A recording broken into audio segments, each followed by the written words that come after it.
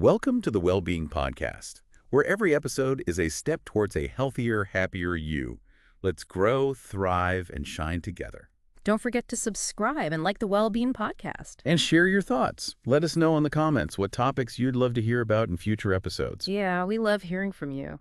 So someone reached out mentioning they've been finding it really tough to concentrate lately.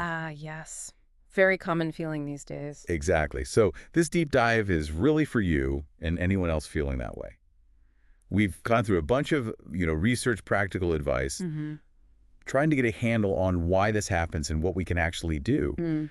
Our mission really is to pull out some clear, actionable strategies and maybe, a few surprising insights to help sharpen that focus without it feeling like, well, another overwhelming task. It's definitely a balancing act. And it's so common, that feeling that your attention is just scattered, pulled everywhere. Yeah. And what's interesting is science really backs that up. This feeling isn't just in your head, it reflects our environment. Okay, let's unpack this a bit. Because honestly, when I can't focus, it really does feel like a personal failing, like I should be able to do this. But it sounds like there's more going on. Oh, absolutely. Far more. Think about this. There was a report, I think 2022, suggesting the average person consumes something like 34 gigabytes of information every day. 34 gigabytes. What does that even mean in real terms? Well, put it this way. It's like trying to read 100,000 words daily. Whoa. Okay. 100,000 words. Yeah. Does that kind of resonate with how your day feels sometimes? Just this constant flood? It absolutely does. Constant flood is a good way to put it. And this influx, it actively overwhelms our working memory. That's the brain space we use for, holding on to information right now, manipulating it. Makes it super tough to stay on task. So it's not just the sheer amount, but the constant switching, too. Exactly. That constant context switching really drains our focus. That makes sense. My brain feels like it's constantly juggling, and I'm definitely guilty of trying to do multiple things at once, checking emails during calls, scrolling an article while a video plays. And that gets to the whole myth of multitasking, right? Right.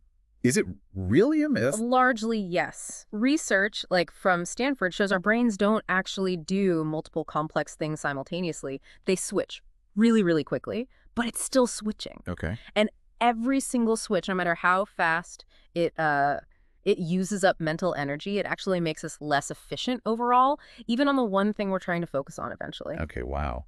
So all those quick phone checks throughout the day, they're not harmless little breaks then? Because I feel like I look at mine constantly. You're definitely not alone there. Not at all. Studies show most people check their phones or switch browser tabs incredibly often, sometimes within like 6 minutes. 6 minutes, that's frequent. It is. And the thing is, each notification, each quick scroll, it basically resets your attention cycle. Imagine trying to focus on a deep conversation. And someone keeps tapping you on the shoulder every few minutes. Yeah, precisely. It just shatters concentration. That makes perfect sense. And sometimes, it's simpler. I'm just tired, or I haven't had enough water. I wouldn't even think that could be messing with my focus so much. But it absolutely does. Our physical state is, fundamental. It hugely impacts our ability to concentrate. Really? Like how much? Well, reports suggest 1 in 3 adults aren't getting enough sleep. And even being mildly dehydrated, that can cause a surprising drop in cognitive performance. Maybe up to 25% impairment? 25% just from not drinking enough water. Yeah. It's significant. So sometimes the answer isn't more willpower. It's drink some water, get some sleep. Basic needs. Okay. That's actually really reassuring. It's not just me being bad at focusing.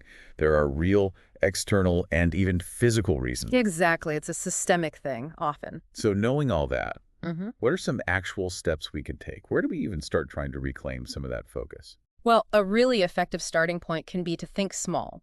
Start with what some people call micro-focus sessions. I'm a co-focus. Yeah. There was research back in 2020, I think, that found even short bursts of focused work, maybe just 15 minutes, can really boost productivity and clarity over time. 15 minutes. That actually sounds doable, not too intimidating. How would that work, practically? You could try setting a timer, just 5 or 10 minutes. Pick one really small, manageable task. Like what? Oh, maybe renaming a few files, reading just one paragraph of that report you've been avoiding, answering one email. The key is it's tiny. Okay. And when the timer goes off, you stop. Or if you feel like it, you can keep going. But the pressure is off. It helps gently kind of reset your brain's reward system and build momentum. making that first step feel almost effortless. I like that, making the hurdle really low. It feels much less daunting than staring down like 3 hours of focused work. What's another strategy? Another neat idea is the 20-second rule. This comes from behavioral With science. the second rule, tell me more. The basic principle is make the things you want to do about 20 seconds easier to start, and the things that distract you, make them 20 seconds harder to access. Huh. Okay, examples. How does that look in real life? Sure. So say you want to take more notes, maybe keep your notebook already open on your desk, pen right there. That removes the tiny friction of finding it, opening it, saves you those few seconds. Okay, makes sense. And for distractions. Right. If you find yourself endlessly scrolling social media, maybe log out of the apps after each use, or move your phone to another room while you work, that extra 20 seconds it takes to log back in, or go get the phone. It can be surprisingly effective at breaking that impulse. Adding a little friction to the bad habits. Exactly. Think about it. One thing you want to do more of. How could you make starting it just a tiny bit easier? And one distraction, how could you make accessing it slightly less convenient? That's really smart. It's about designing your environment to help you instead of constantly fighting your own impulses. Okay, what about when I'm in the work and I start feeling that brain fog, that mental fatigue creep in? Yeah, that's crucial. And that's where intentional breaks come in. It might seem counterintuitive, but research shows brief diversions actually improve focus. Really? Stepping away helps you stay on task longer. Yes, exactly. It prevents that mental fatigue from just building and building until you crash. Stepping away briefly makes you more effective when you come back. So I shouldn't just try to power through until I'm completely fried? Definitely not. Try working in focused chunks, maybe 10 to 25 minutes of work, then a short break, say 5 minutes. Okay, like the Pomodoro technique, kind of. Similar idea, yeah. But the key is what you do on that break. It needs to be a real rest for your brain. Meaning not checking my phone. Ideally, yes. Yeah. Try stretching, taking a few deep breaths, maybe just looking out the window, let your eyes relax. Avoid just switching to another screen or another demanding task. Got it. Real breaks, not just switching distractions. Okay. Any other tricks for when my mind inevitably wanders during those focused work blocks? Yeah, absolutely. There's a technique, sometimes borrowed from CBT, using attention anchors. Attention anchors. What are those? They're simple cues. Could be visual, could be mental. Something you use to gently nudge your focus back when you notice your thoughts drifting off. Okay, like what? Give me some examples. It can be super simple, like a sticky note on your monitor with just one word, like focus or here, or maybe a mental mantra you repeat silently, just this task, or back to it. A mantra. Or even a small physical action, like tapping your thumb and finger together a couple of times. Just a little signal to yourself to return to the present moment and the task at hand. Think about what might work for you personally. A simple, gentle reminder. I like the physical anchor idea. Something subtle. And you mentioned earlier the whole physical side of things, water, sleep. What else practically can support focus on that level? Right. It's remembering our brain is part of our body, it needs fuel and care. So beyond water. Yeah.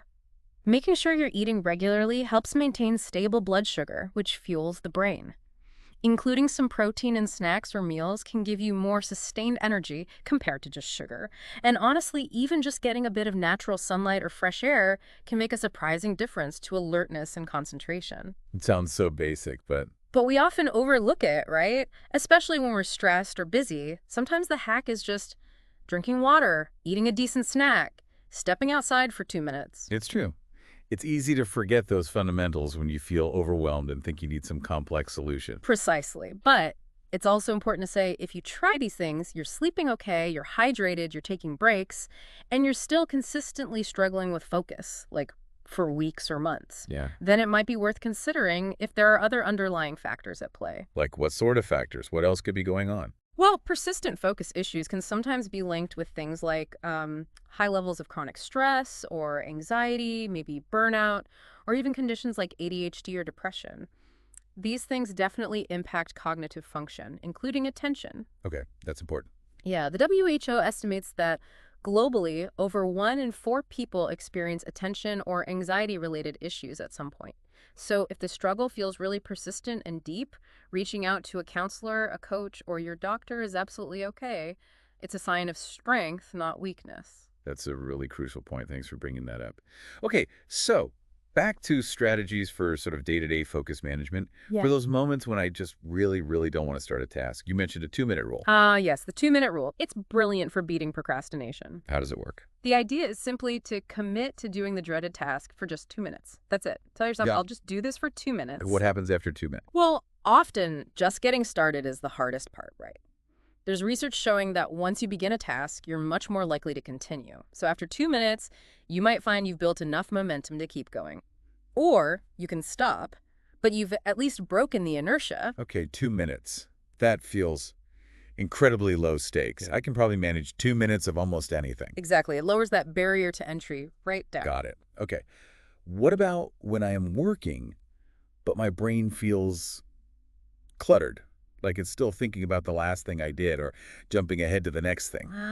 Yes. That sounds like what researchers sometimes call attention residue. Attention residue. Yeah, when you switch tasks, especially quickly, part of your attention kind of stays stuck on the previous task.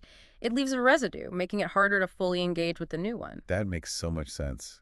It totally feels like that sometimes. Like having too many browser tabs open in my head. That's a great analogy, and it connects back to that Stanford research on multitasking, showing a pretty significant performance drop, like 40% in heavy multitaskers. 40%. Ouch. Okay, so how do we minimize this residue? Simple things, again, can be surprisingly effective, like physically closing unnecessary tabs and applications on your computer. Just focus on the one window you need. Okay. Using full screen mode for your main application can also help. It literally removes visual clutter from your periphery.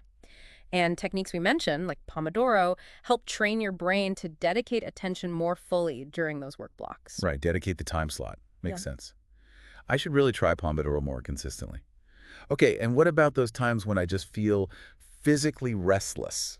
Like I want to focus, but I can't sit still. Movement, even a tiny bit of physical activity can make a huge difference there. Like get up and do jumping jacks. You could. Or just stand up, stretch, walk around the room for a couple of minutes. Research shows even just 10 minutes of light exercise can improve attention and memory. Gets the blood flowing, clears the head a bit. Okay, another simple fix I often forget. Get up and move. I'll try to remember that next time I'm feeling fidgety. Now, music. Lots of people swear by listening to music while they work or study. Does that actually help focus? It can, yes. There's evidence for it, though it's a bit nuanced. How so? Some studies suggest certain types of music can improve focus. The key seems to be instrumental music things without lyrics. Lyrics tend to engage the language parts of our brain, which can be distracting if you're trying to read or write. Okay. So what kind of instrumental music works best? It varies. Some people like classical, others find lo-fi hip-hop beats helpful. White noise, brown noise, nature sounds. Even some video game soundtracks are designed to aid concentration without being intrusive. The goal is consistent, unobtrusive background sound. You have to experiment and see what works for you. Right. Experimentation seems key for a lot of this. Okay, I might try some instrumental playlists. You also mentioned something called the 5 more rule for mental endurance. Yes, the 5 more rule. This is about building up your focus stamina, kind of like training a muscle. How does it work? When you're working on something and you feel that strong urge to quit, to check your phone, to just stop, try pushing yourself just a little bit further. Tell yourself, okay, just 5 more minutes, or I'll just finish 5 more items on this list, or read 5 more pages. So it's about resisting that initial urge to give up. Exactly. It helps you practice pushing through discomfort and builds mental resilience over time, based on research about resisting distractions. Incrementally building that focus muscle. I like that framing. And we touched on environment briefly with the 20-second rule, but how much does our actual physical workspace matter? Does clutter or light really make a difference? Oh, hugely. Your environment plays a massive role. Remember the phone thing? Research actually found that simply seeing your phone, even if it's off or face down, can reduce your available cognitive capacity. Just seeing it. Wow. Yep. Out of sight, literally out of mind helps. And light matters too. Studies show natural light can improve focus and productivity, maybe by 15% or more. Okay, so position my desk near a window if possible. Good idea. And decluttering.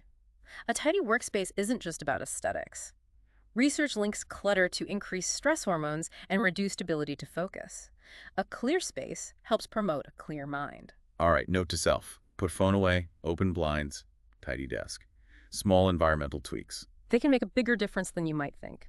And finally, let's circle back to breaks. Real breaks, when you feel properly overwhelmed. Right. We talked about the short 5-minute ones. What about when you're just hitting a wall? Then you need a real disengagement. That University of Illinois study showed that brief diversions significantly improve focus. So step away properly. And do what? What counts as a good, real break activity? Looking out a window and just letting your mind wander is genuinely effective. Doodling, actually another study found doodling can improve focus and memory recall, maybe by almost 30%, possibly because it stops you daydreaming too much, but isn't demanding. Doodling? Yeah. Seriously? That's amazing. Yeah. Or consider a short power nap. NASA research showed even 10-20 minutes can significantly boost alertness and performance. Just don't nap too long or you'll get groggy. Okay, stare out window, doodle, maybe a quick nap. Got it. This has been incredibly helpful, seriously. It gives me a much better handle on why focus is such a struggle sometimes, but also, like, a whole toolkit of things to try. That's the goal. Yeah. And remember, focus isn't some fixed talent you either have or don't. It's a skill. A skill that can be strengthened. Exactly. Like any skill, it takes practice. So be kind to your brain. Be patient with yourself. Experiment with these strategies. See what resonates, what fits into your life. There's no single magic bullet. That's really encouraging. Takes the pressure off trying to find the one perfect solution immediately. Right. It's a journey of figuring out what supports your brain best. Thanks for listening to the Wellbeing Podcast. Take care, stay inspired, and see you next. And maybe, just as a final thought, consider what's the absolute smallest micro-focus step you could take, maybe right now or later today, towards a task you've been putting off. Just one tiny step.